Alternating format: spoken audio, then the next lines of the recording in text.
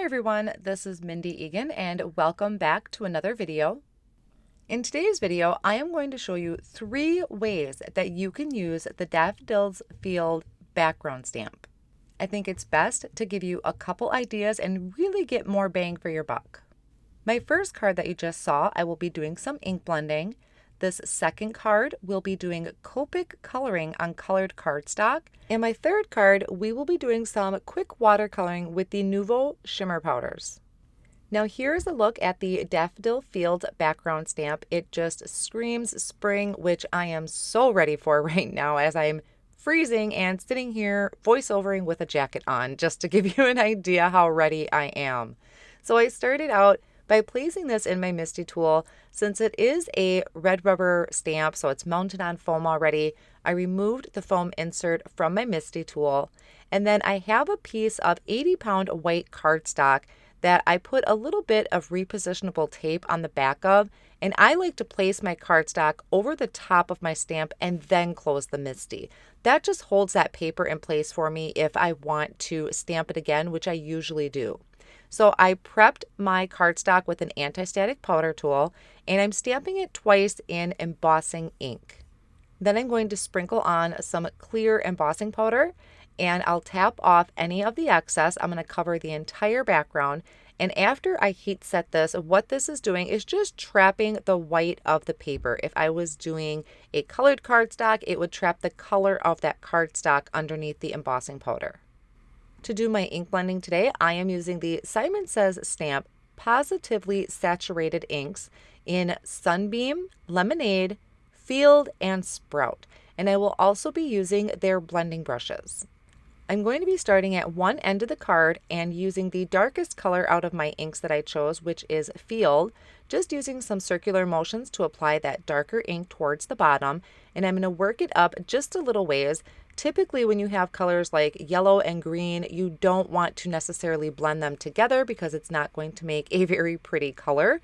But I will show you a trick on how you can get those 2 colors on your background without making a brown or a mud. So once I have the Field, I'm coming in with Sprout, blending that into that darker color, and I'm coming up about halfway up my cardstock, kind of fading off into the white of that cardstock right in the middle. That is key.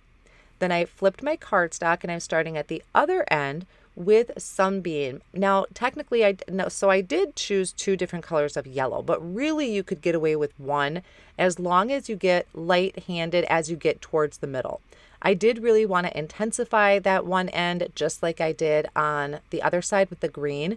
So that is why I went with the 2 different colors of yellow. So now I came in with Lemonade and I'm blending that into that darker color that I started with. And as I'm getting towards the middle, I'm getting lighter handed. I'm not putting as much pressure on my paper, and I'm going to have this fade off slightly into the white of the cardstock.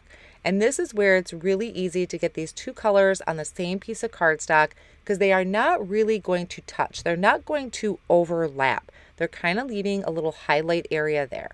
Then I'm going to just buff off any of that excess ink with my paper towel. I'm going to trim my panel down using an A2 layers die from Waffle flour, and that'll cut it to about 3 3/4 by 5 inches. So the rest of my card, I pretty much do finish off screen. I'll walk through a few of the steps, but I just really wanted to give you an idea, 3 different ideas really, on how to use the background stamp.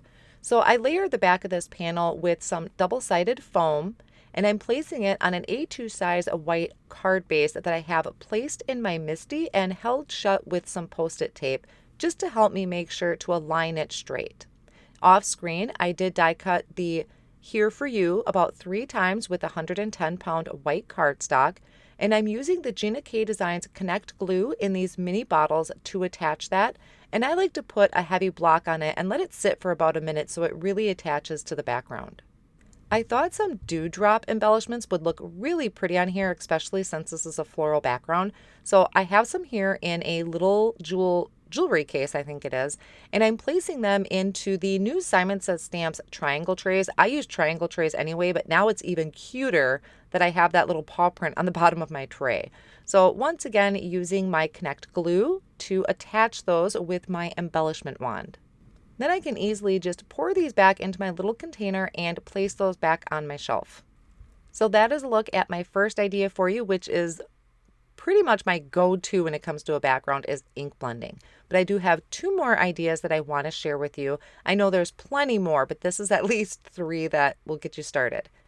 Now here I have some Fabriano white paper, watercolor paper, taped down to a hard surface, and I decided I was going to use my shimmer powders. This is in Solar Flare and Blue Blitz. I have not played with my shimmer powders in quite a while, so I was really excited to get these out again and play with them. I started by wetting the entire surface. Now my surface, it's hard to see right now, but I did heat emboss that background stamp with white embossing powder and white pigment ink. So it's an embossed background that I did off screen. I wet the entire background with my distress sprayer, and now I'm just tapping these powders onto the background. You don't want to squirt them, you don't want to squeeze it, just light taps. And then I did put on a little bit more water to help spread that around. And now I'm going to come in with my paintbrush. Now here is why I picked these two colors. Yellow for the daffodils, of course, but I brought in the blue because I knew when it would mix with the yellow, it would make a green. So I'm trying to be a little strategic with this and my paintbrush by mixing those two colors together and having them be where the leaves and stems are, and still have the yellow for the daffodil for the actual flower. Now these backgrounds, especially the watercolor, I like to set them off on the side to air dry. So I did that.